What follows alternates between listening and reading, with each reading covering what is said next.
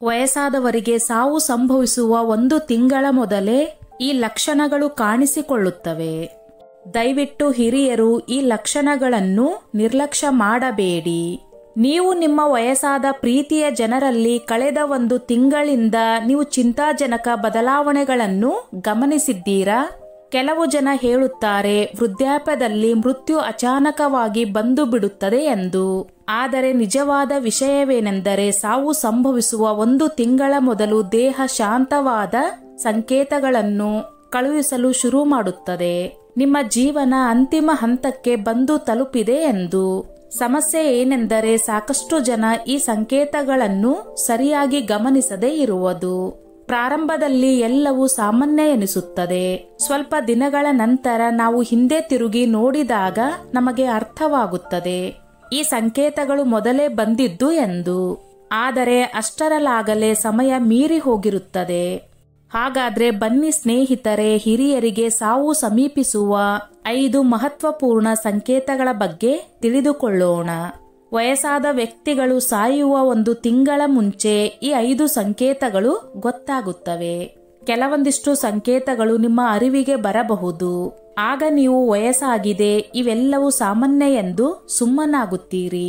ದೇಹದಲ್ಲಿನ ಕೆಲವೊಂದು ಸಣ್ಣ ಸಣ್ಣ ಬದಲಾವಣೆಗಳು ಕ್ರಮೇಣ ಅವನತಿಯನ್ನು ಸೂಚಿಸುತ್ತವೆ. ಈ ಚಿಹ್ನೆಗಳನ್ನು ಗುರುತಿಸುವುದರಿಂದ ನಿಮಗೆ ಉತ್ತಮ ಆರೋಗ್ಯ ಜೀವನ ಮಾಡಲು ಅವಕಾಶ ಸಿಗುತ್ತದೆ. ಅಮೂಲ್ಯವಾದ ದಿನಗಳನ್ನು ಆನಂದಿಸಲು ಅವಕಾಶ ಸಿಗುತ್ತದೆ ಮತ್ತು ನಿಮ್ಮ ಪ್ರೀತಿ ಪಾತ್ರರೊಂದಿಗೆ ಕೊನೆಯ ದಿನಗಳನ್ನು ನಮಗೆ ಗೌರವ ಹಾಗೂ ಶಾಂತಿ ನೆಮ್ಮದಿಯಿಂದ ಕಳೆಯಲು ಅವಕಾಶ ಸಿಗುತ್ತದೆ.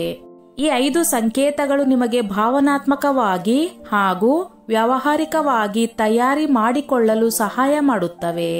ಇದರಿಂದ ನೀವೇನೋ ಗಾಬರಿಯಾಗುವುದು ಬೇಡ. ಉಳಿದಿರುವ ದಿನಗಳನ್ನು ಸುಖ ಸಂತೋಷದಿಂದ ಕಳೆಯಬೇಕು. ಬನ್ನಿ ಸ್ನೇಹಿತರೆ, ಈ 5 ಸಂಕೇತಗಳ ಬಗ್ಗೆ ವಿಸ್ತಾರವಾಗಿ ತಿಳಿದುಕೊಳ್ಳೋಣ. 1. ಹಠಾತ್ ತೂಕ ನಷ್ಟ.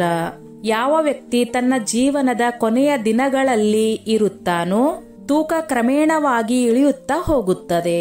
ವಯಸ್ಸಾಗುತ್ತಿದ್ದಂತೆ ಇವೆಲ್ಲವೂ ಸಾಮಾನ್ಯ ಎಂದುಕೊಳ್ಳುತ್ತಾರೆ.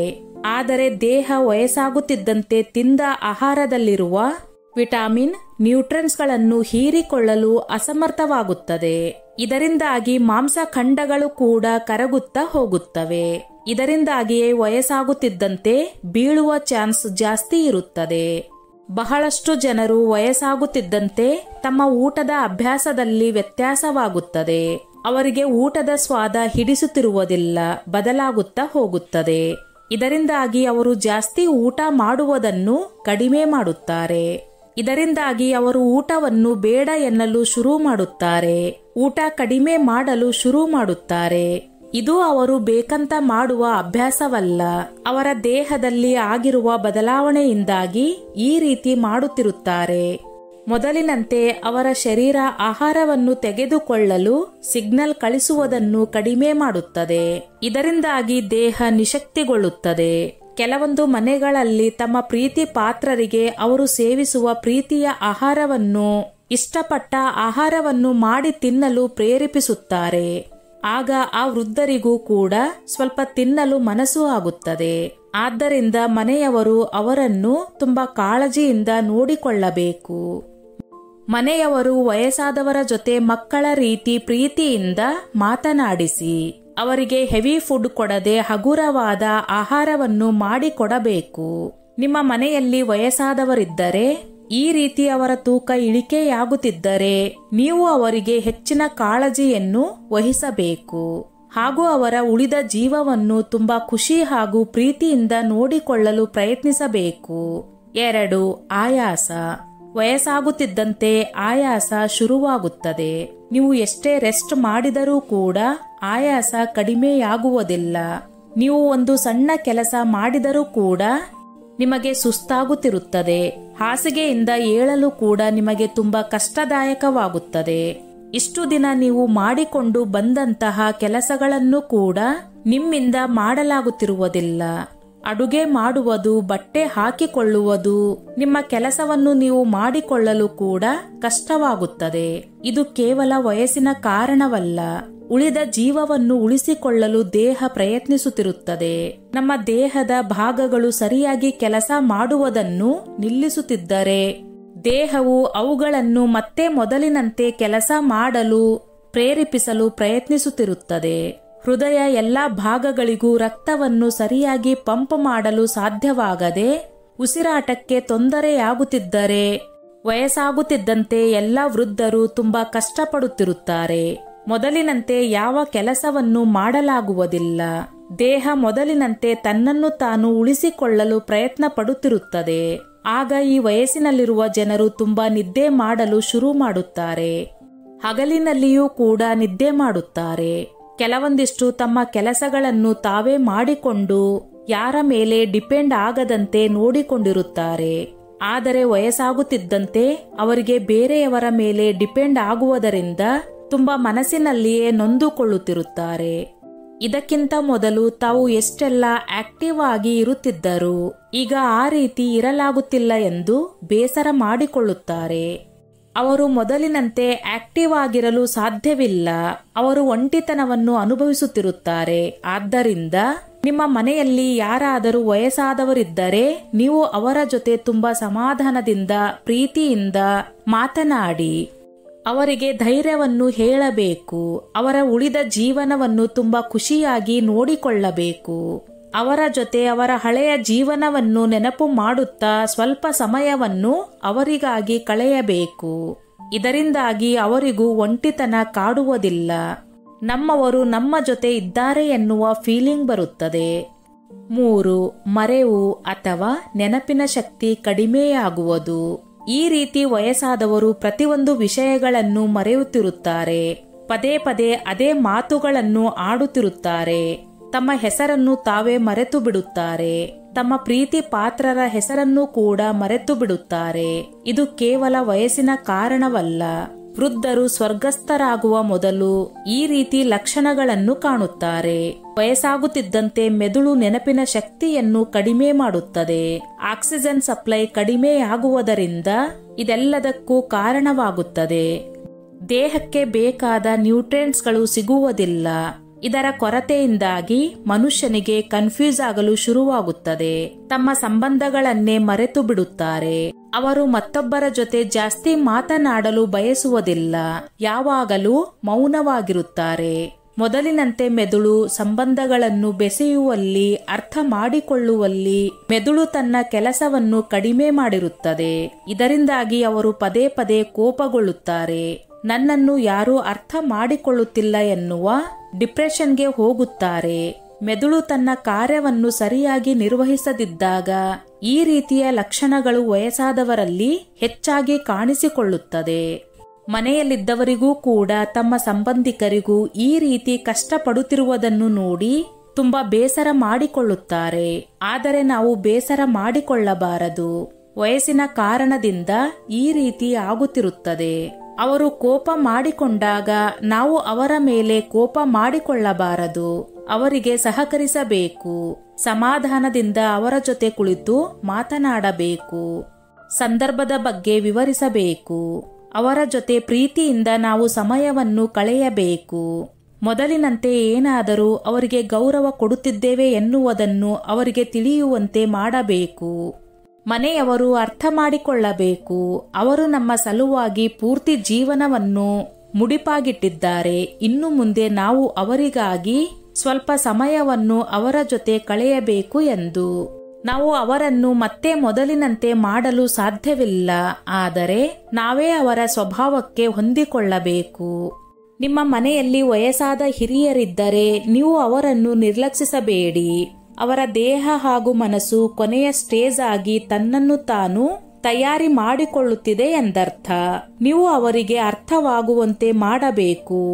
ನನಗೆ ಇಷ್ಟು ವಯಸ್ಸಾದರೂ ಕೊನೆಯ ಹಂತದಲ್ಲಿದ್ದರೂ ನನ್ನ ಮನೆಯವರು ನನ್ನನ್ನು ಎಷ್ಟೊಂದು ಪ್ರೀತಿ ಮಾಡುತ್ತಾರೆ ಎಂದು ಅವರು ಅಂದುಕೊಳ್ಳಬೇಕು. ನಾವು ಕೊನೆಯ ದಿನಗಳಲ್ಲಿ ನಮ್ಮ ಜವಾಬ್ದಾರಿಯನ್ನು ನಿರ್ವಹಿಸಬೇಕು.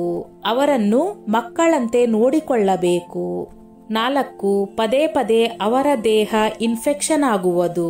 ಇಷ್ಟು ದಿನ ತುಂಬಾ ಆರೋಗ್ಯವಾಗಿರುತ್ತಿರುವ ವ್ಯಕ್ತಿ, ಯಾವುದಕ್ಕೂ ಬಗ್ಗದ ವ್ಯಕ್ತಿ, ಈಗ ಪದೇ ಪದೇ ಸಣ್ಣ ಪುಟ್ಟದಕ್ಕೂ ಅವರಿಗೆ ಇನ್ಫೆಕ್ಷನ್ ಆಗುತ್ತಿದ್ದರೆ, ಸಣ್ಣ ಪುಟ್ಟದಕ್ಕೂ ಜ್ವರ, ಕೆಮ್ಮು, ನೆಗಡಿ ಬರುತ್ತಿದ್ದರೆ, ಈ ಹಂತದಲ್ಲಿ ಅವರಿಗೆ ಸಣ್ಣ ಪುಟ್ಟ ಕಾಯಿಲೆಗಳು ಕೂಡ ವಾಸಿಯಾಗಲು ತುಂಬಾ ಸಮಯ ಹಿಡಿಯುತ್ತದೆ.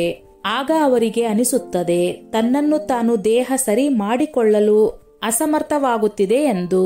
ಅವರಿಗೆ ಪದೇ ಪದೇ ಸ್ಕಿನ್ ಡಿಸೀಸ್, ಯೂರಿನರಿ ಇನ್ಫೆಕ್ಷನ್, ಕೆಮ್ಮು, ನೆಗಡಿ ಬರುತ್ತಲೇ ಇರುತ್ತವೆ. ಇನ್ಫೆಕ್ಷನ್ಗಳು ಪದೇ ಪದೇ ಆಗುತ್ತಿದ್ದರೆ ದೇಹ ತನ್ನನ್ನು ತಾನು ರಕ್ಷಿಸಿಕೊಳ್ಳಲು ಅಸಮರ್ಥವಾಗಿದೆ. ಹೀಗಿರುವಾಗ ಮನೆಯಲ್ಲಿದ್ದವರು ಅವರನ್ನು ತುಂಬಾ ಸೂಕ್ಷ್ಮವಾಗಿ ಪ್ರೀತಿಯಿಂದ ನೋಡಿಕೊಳ್ಳಬೇಕು. ನಾವು ಮಕ್ಕಳು ಹುಟ್ಟಿದಾಗ ಅವರನ್ನು ತುಂಬಾ ಕೇರ್ ಮಾಡಿ ಸೂಕ್ಷ್ಮವಾಗಿ ಹೇಗೆ ನೋಡಿಕೊಳ್ಳುತ್ತೇವೆ, ಅದೇ ರೀತಿ ವಯಸ್ಸಾದ ಮೇಲೆ ಪ್ರತಿಯೊಬ್ಬ ಹಿರಿಯರು ಕೂಡ ಮಕ್ಕಳಿದ್ದಂತೆ ಅವರನ್ನು ನಾವು ಅದೇ ರೀತಿ ಪ್ರೀತಿಯಿಂದ ಕೇರ್ ಮಾಡಬೇಕು.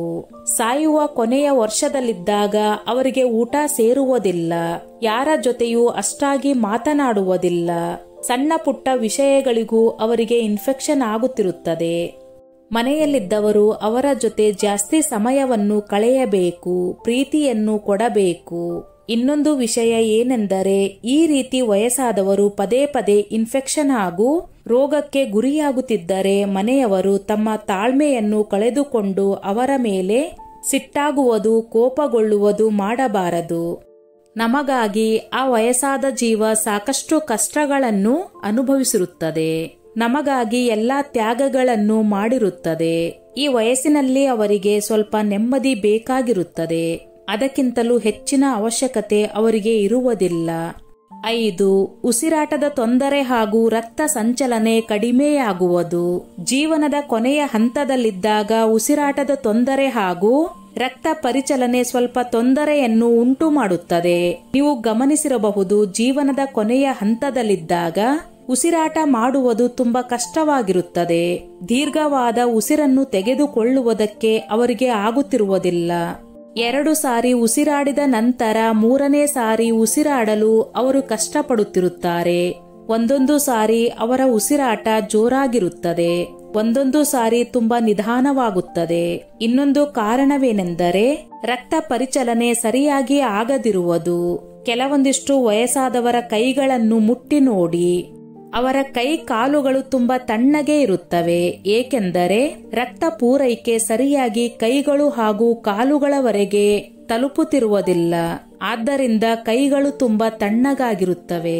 ರಕ್ತ ಸಂಚಾರ ಎಲ್ಲಾ ಕಡೆಯೂ ಸರಿಯಾಗಿ ಆದರೆ ಮನುಷ್ಯ ಬೆಚ್ಚಗಾಗಿರುತ್ತಾನೆ. ಇಲ್ಲದಿದ್ದರೆ ಈ ರೀತಿ ಕೈ ಕಾಲುಗಳು ತಣ್ಣಗಾಗುತ್ತವೆ. ಇದರಿಂದ ನಮಗೆ ಅರ್ಥವಾಗುತ್ತದೆ, ಹೃದಯ ತನ್ನ ಕಾರ್ಯವನ್ನು ಸರಿಯಾಗಿ ನಿರ್ವಹಿಸಲು ನಿಶಕ್ತಿಯಾಗಿದೆ. ಎಲ್ಲಾ ಕಡೆಯೂ ರಕ್ತ ಸಂಚಾರ ಸರಿಯಾಗಿ ಆಗುತ್ತಿಲ್ಲ ಎನ್ನುವುದು ಗೊತ್ತಾಗುತ್ತದೆ. ಉಸಿರಾಟದ ತೊಂದರೆಯಿಂದಾಗಿ ಅವರು ಸಣ್ಣ ಪುಟ್ಟ ಕೆಲಸ ಮಾಡಲು, ಎದ್ದು ಕುಳಿತುಕೊಳ್ಳಲು ಕೂಡ ಏದಿಸುರು ಬಿಡುತ್ತಿರುತ್ತಾರೆ. ಇದರಿಂದ ನಮಗೆ ಅರ್ಥವಾಗುತ್ತದೆ ಶ್ವಾಸಕೋಶ ಸರಿಯಾಗಿ ಕೆಲಸ ಮಾಡುತ್ತಿಲ್ಲ ಎಂದು. ಇದಕ್ಕೆ ಕಾರಣ ಸರಿಯಾಗಿ ರಕ್ತ ಸಂಚಾರ ಆಗುತ್ತಿಲ್ಲ ಎನ್ನುವುದು. ಇದರಿಂದಾಗಿ ಉಸಿರಾಟದಲ್ಲಿ ಗುರ್ಗುರ್ ಎನ್ನುವ ಶಬ್ದ ಬರುತ್ತಿರುತ್ತದೆ. ಆದರೆ ಇದು ವಯಸ್ಸಿನ ಕಾರಣದಿಂದ ಎಂದು ಅಂದುಕೊಳ್ಳುತ್ತಾರೆ. ಆದರೆ ಕೆಲವೊಂದಿಷ್ಟು ಹಿರಿಯರು ತಮ್ಮ ಕೊನೆಯ ಹಂತದಲ್ಲಿ ಇರುತ್ತಾರೆ ಎಂದು ಇದರ ಅರ್ಥ. ನೀವು ಈ ಲಕ್ಷಣಗಳನ್ನು ಗಮನಿಸಿದರೆ, ಉಸಿರಾಟ ತೆಗೆದುಕೊಳ್ಳಲು ಕಷ್ಟವಾಗುತ್ತಿದ್ದರೆ, ತಣ್ಣನೆಯ ಕೈ ಕಾಲುಗಳು, ಚರ್ಮ ನೀಲಿಯಾಗುವುದು, ಇವುಗಳನ್ನು ನೀವು ಗಮನದಲ್ಲಿಟ್ಟುಕೊಂಡು ಎಚ್ಚರ ವಹಿಸಬೇಕು. ಆಗ ನಿಮಗೆ ಇದರಿಂದ ಏನು ಅರ್ಥವಾಗುತ್ತದೆ ಎಂದರೆ, ನಮ್ಮ ದೇಹ ಸರಿಯಾಗಿ ಕೆಲಸ ಮಾಡಲು ತುಂಬಾ ಕಷ್ಟಪಡುತ್ತಿದೆ ಎನ್ನುವುದು. ಸ್ನೇಹಿತರೆ, ಈ ನನ್ನ ಮಾಹಿತಿ ನಿಮಗೆ ಇಷ್ಟವಾಗಿದ್ದಲ್ಲಿ ದಯವಿಟ್ಟು ಶೇರ್ ಮಾಡಿ, ಲೈಕ್ ಮಾಡಿ ಮತ್ತು ಸಬ್ಸ್ಕ್ರೈಬ್ ಮಾಡಿ.